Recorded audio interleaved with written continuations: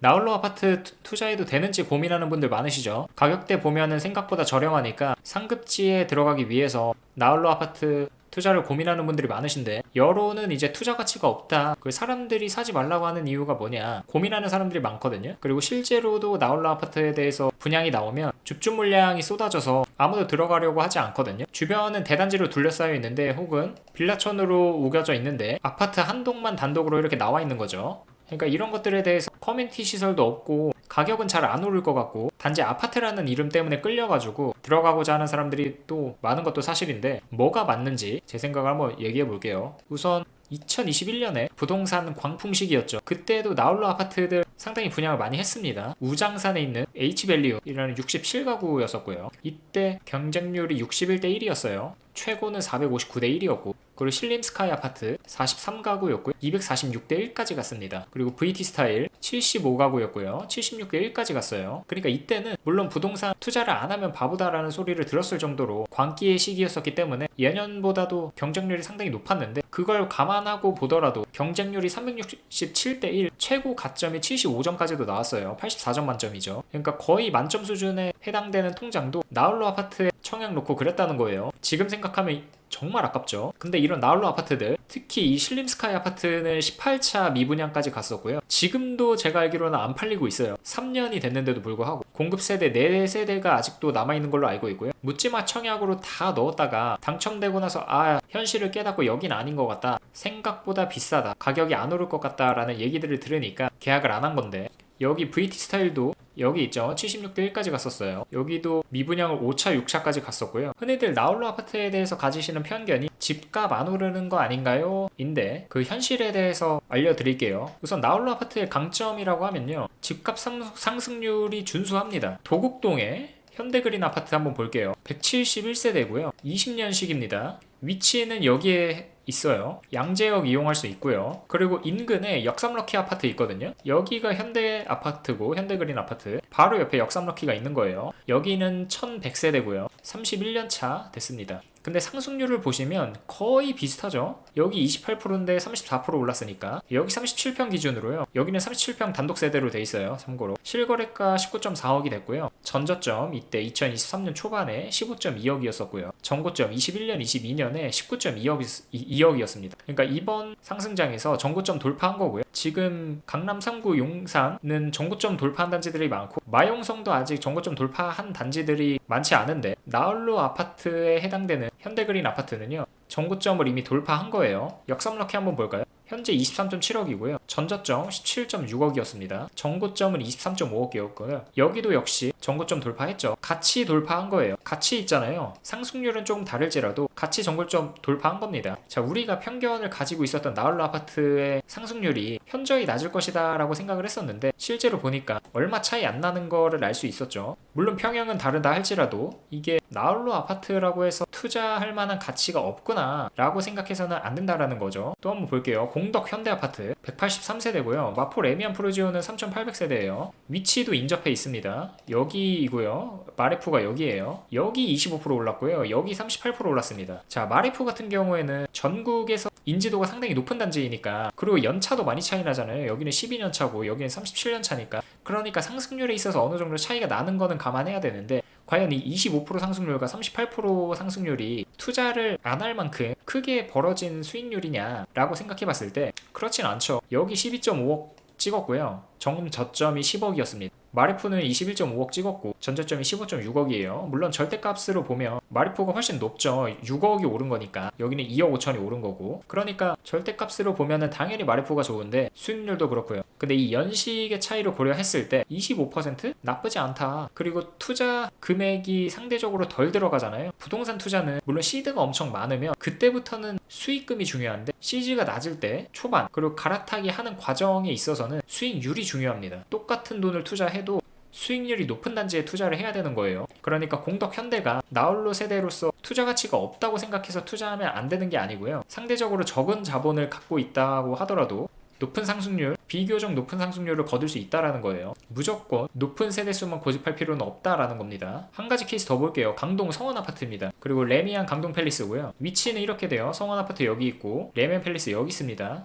붙어 있죠, 거의. 둘 다 역세권이고요. 여기 122세대고요. 여기 999세대입니다. 상승률 차이 안 나죠? 20% 올랐고 여기 29% 올랐어요. 이것도 연식 차이가 상당합니다. 레미안 팰리스는 9년이고 여기는 28년이에요. 그러니까 상승률이 당연히 벌어질 수밖에 없겠죠. 근데 상대적으로 아까 마레프보다는 덜 벌어졌잖아요. 그러니까 이 연식을 감안한다 하더라도 상승률이 그렇게 큰 차이가 없는 거예요. 원래는 한 10%는 더 났어도 무방한데 그 정도까지 차이가 안 난다라는 거고, 성원 아파트는 실거래가 6억 찍었고요. 전저점 5억이었습니다. 레미안 팰리스는 13.2억 찍었고 전저점 10.2억이었어요. 그러니까 여긴 3억 올랐고 여긴 1억 오른 거죠. 자, 절대값으로 보면 당연히 여기가 높은데 수익률로 보면 큰 차이가 없는 거예요. 그러니까 시드가 낮을 때는 무조건 수익률 높은 단지로 투자를 해가지고 계속해서 시드를 높여 나가야 됩니다. 그게 중요하다고 생각하고요. 당연히 돈 많으면 여기에 투자를 하겠죠. 근데 돈이 없으니까 똑같은 돈을 투자를 해도 시드가 낮을 때에는 수익률이 높은 단지에 투자를 해야 자본 차익을 빨리 걷어낼 수 있어서 이런 곳에 투자해도 좋다라는 거예요. 마지막으로 한 가지 더 볼게요. 목동의 진도일치 아파트 목동 8단지입니다. 자, 여기는 상당히 많이 차이나죠. 여기 18% 올랐는데 50% 올랐어요. 게다가 22평입니다. 자, 여기는 좀 특수하죠. 목동 8단지 같은 경우에는 목동에 이제 1부터 14단지까지 해서 대한민국 재건축 최대호로서 자리 잡혀 있기 때문에, 게다가 여기는 대지 지분도 높아가지고 오히려 환급 받고서 재건축할 수 있는 단지들이거든요. 게다가 8단지 같은 경우에는 두 번째로 대장 아파트니까 7단지 다음으로, 그러니까 당연히 상승률이 높을 수밖에 없겠죠. 그러니까 이 케이스는 조금은 앞선 케이스들과는 살짝 다른 경우이기 때문에 상승률이 이렇게 큰 차이가 나는 거고, 이건 이렇게 나는 게 당연하다고 생각해요. 아무튼 이렇게까지 벌어질 수도 있다라는 거고요. 그럼 이제 상승률에 대한 편견은 깨졌겠죠. 두 번째 장점은 초역세권이 대부분이라는 점입니다. 공덕역 근처에 표시를 해놨어요. 여기 강동 길동역 근처고요. 경복궁 광화문역 근처입니다. 다 이제 걸어서 오갈 수 있는 위치에 자리 잡혀 있고요. 이게 왜 그러냐면 8, 90년대 이제 시내 중심부의 아파트들 막 지으면서 조금씩 남은 짜투리 땅들이 있단 말이에요. 거기도 어떻게든 채워 넣어야 되니까 나홀로 아파트를 지을 수밖에 없었겠죠. 그래서 그런 아파트들을 지은 거고, 그렇기 때문에 지하철과 상당히 가까운 위치에 있는 경우가 많았고요. 뭐 5분 이내에 위치해 있는 경우가 상당히 많아요. 그래서 교통이 상당히 편하다라는 장점이 있고요. 또 세 번째 장점은 인프라가 우수합니다. 그러니까 대단지 근처에 위치해 있는 경우들도 많아가지고 대단지랑 같이 향유할 수 있는 시설들이 많거든요. 일단은 강남, 여의도, 광화문 근처에 나홀로 아파트들이 많은데 그쪽에 가면 바로 직주 근접이 가능하겠죠. 그런 강점이 있고요. 두 번째는 교통 인프라, 뭐 말할 것도 없겠죠. 아까 지하철 5분 내에 있는 경우들이 많았고 서울 시내이다 보니까 버스도 많이 다니겠죠. 그리고 3대 학군지에 들어갈 수 있으니까, 자, 대단지에 아파트 들어가려면 뭐 몇십억 있어야 되는데 나홀로 아파트 같은 경우에는 상대적으로 저렴하니까 저렴한 돈으로 좋은 학군을 이용할 수 있는 거예요. 명문 고등학교 갈 수 있는 겁니다. 내 자식 보낼 수 있는 거고요. 3대 학군지 유명한 학원가 도보권에서 그냥 보낼 수 있는 거예요. 그러니까 자녀 교육에 관심이 많으신 분들은 꼭 대단지의 좋은 아파트들만 가야 된다라는 건 아니고, 이런 나홀로 아파트들을 통해서 상대적으로 적은 돈으로도 자녀 교육에 집중시킬 수 있다라는 강점이 있고요. 또 백화점과 대형마트들이 또 많으니까 생활 인프라가 우수하다라는 장점이 있어요. 네 번째는 사업 추진 속도가 빠르다는 점입니다. 재건축에 있어서. 그러니까 지금 정부에서도 소규모 재건축 활성화시키려고 하거든요. 그래서 서울시에서 모아타운이랑 가로주택 정비사업 하고 있잖아요. 물론 오세훈 끝나면 이거 다 없어질 수도 있는데 일단은 뭐 비슷비슷한 정책들은 계속해서 나올 거니까 이름만 바뀐 채로, 그래서 이런 것에서 수혜를 볼 수 있고요. 통상 재개발 재건축 리모델링 같은 경우에는 대규모 택지 대상으로 하는데 이런 것들은 소규모 재건축을 활성화시키기 위함이라서 이런 것들이 빠르게 추진될 수 있고요. 특히 정비구역 지정이나 추진위 결성 절차 같은 것들이 없고 안전진단 안 받아도 돼요. 그리고 사실이랑 관처인가 같이 받을 수 있거든요. 그러니까 이 세 개를 통해서 재건축 기간이 한 2, 3년으로 줄어드는 거예요. 통상 8, 9년 정도 소요가 되는데 뭐 이것도 8, 9년도 빠른 거긴 하지만 보통 한 20년 잡아야 돼요. 아무튼 일반 재건축에 비해서 절반 혹은 그 이상 빠르게 추진될 수 있다라는 장점이 있습니다. 그리고 9가구 미만 분양할 경우에는 분상제 적용을 받지 않고요.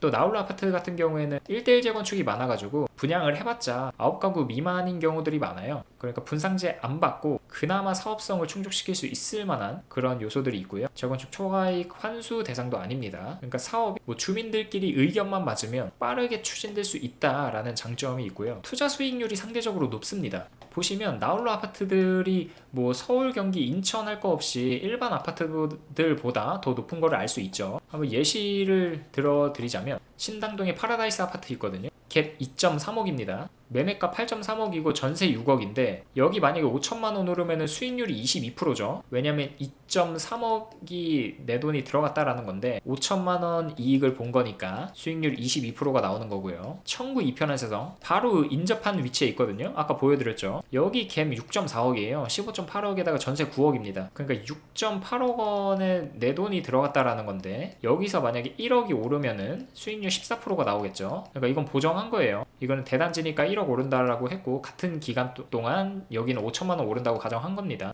그러니까 수익금은 더 적은데 수익률은 더 높다라는 거예요.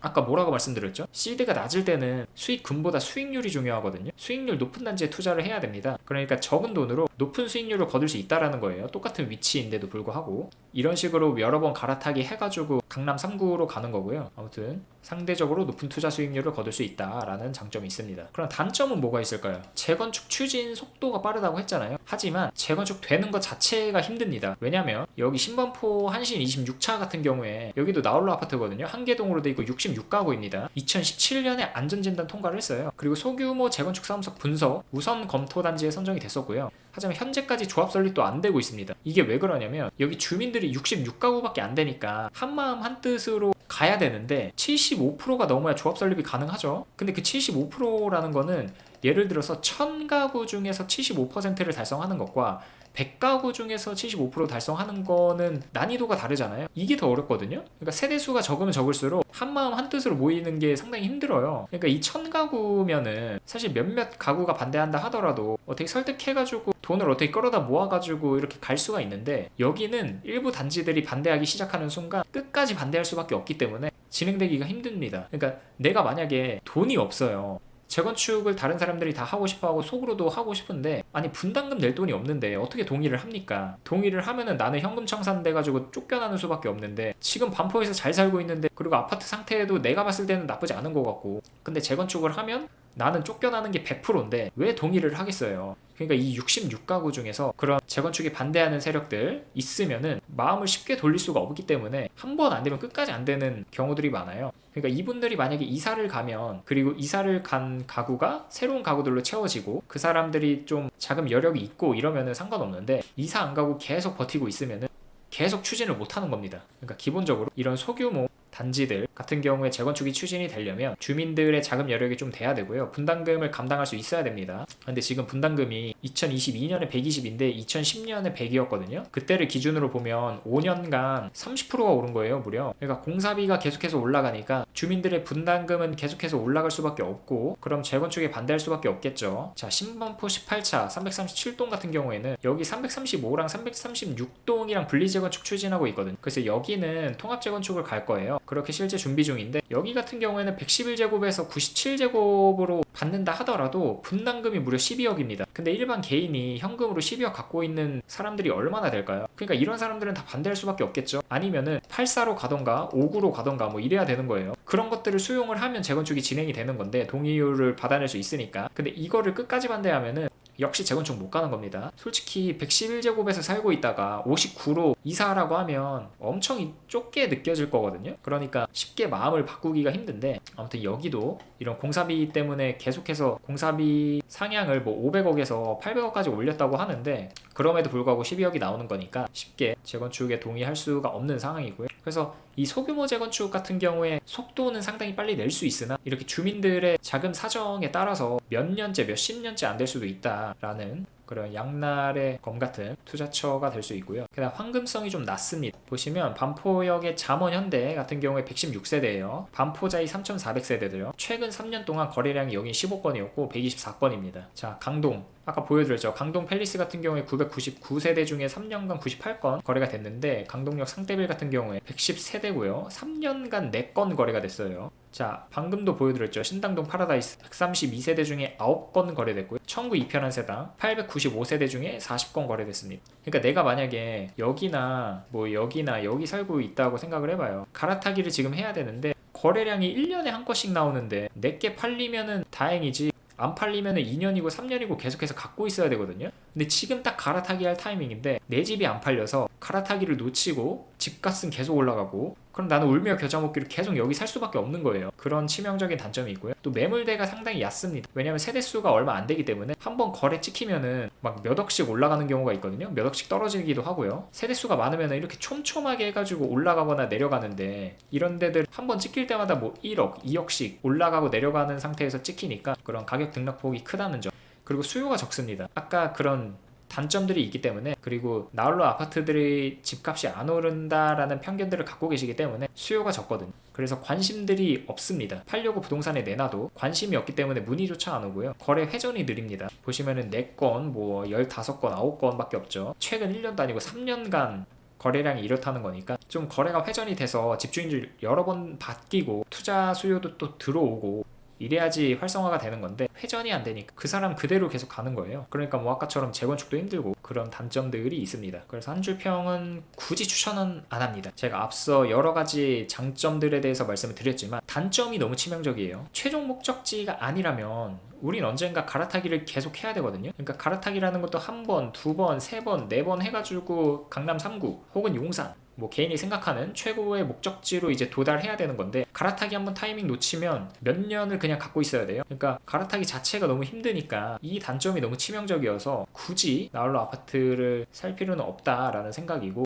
다만 나는 실거주가 목적이다, 그 지역에 사는 게 목적이다 라고 하면은 추천드려요. 왜냐하면 교통 인프라도 우수하고 직주 근접도 실현할 수 있으니까 그런 측면에서는 상당히 좋겠죠. 하지만 저는 이제 투자를 생각하는 사람으로서 투자처로는 굳이 라는 생각이 들기 때문에 수익률이 상당히 뭐 좋았던 건 아니지만 나쁘지 않았죠. 나쁘지 않았음에도 불구하고 이런 치명적인 단점 때문에 추천까지는 안 한다는 거를 말씀드리면서 오늘 방송 여기까지 하도록 하겠습니다. 감사합니다.